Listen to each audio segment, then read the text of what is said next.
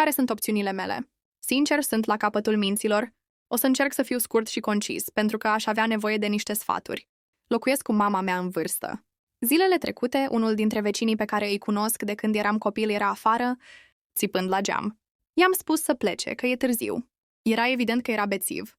Atât lui cât și celorlalți vecini le place să scârție cauciucuri pe stradă la orice oră din noapte. Poliția a fost acolo de mai multe ori din cauza asta, dar nu am implicat niciodată legea. Până în ziua de azi.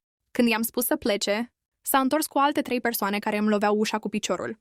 Avem camere video, dar strălucirea le face inutile. Între timp am instalat un sistem nou. Perfect. Băteau la ușa mea cu piciorul spunându-mi să ies afară și să mă bat. Am ieșit afară, au sărit de pe verandă, urlând și urlând, iar mama m-a implorat să mă întorc înăuntru. În timp ce ne întorceam înăuntru, au încercat să se năpustească pe ușă și i-au învinețit brațul mamei apucând-o. Erau deja la jumătatea ușii și tot ce am putut face am trântit-o. Polițiștii erau deja pe drum, deoarece ea i-a chemat în timp ce loveau ușa cu piciorul. Erau toți epuizați. Sunt furioasă. Sunt în prezent eliberată condiționat și nu mai am nicio opțiune. Au trecut câteva zile, dar acum își trimit copiii să bată la ușă și eu vreau doar liniște. Polițiștii n-au făcut nimic. Imediat ce au plecat, au aruncat cu lucruri în casa mea și au rupt o bucată din gard. I-a sunat din nou și când s-au întors, de data asta le-au spus că nu vor mai veni aici. Au văzut vânătăile.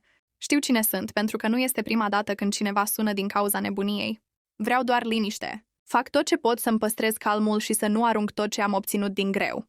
E prea aproape pentru confort și e foarte nasol că, indiferent ce se întâmplă, din cauza cazierului meu, simt că eu voi fi cea care va intra în bucluc. Muncesc. Plătesc facturi. Vin acasă. Acum trebuie să mă uit peste umăr de fiecare dată când ies din casă și m-am săturat. Am crezut că o să treacă pur și simplu când se vor trezi, dar cred că nu. Pentru că acum își trimit copiii să ne dea cu piciorul la ușă. Care sunt opțiunile mele?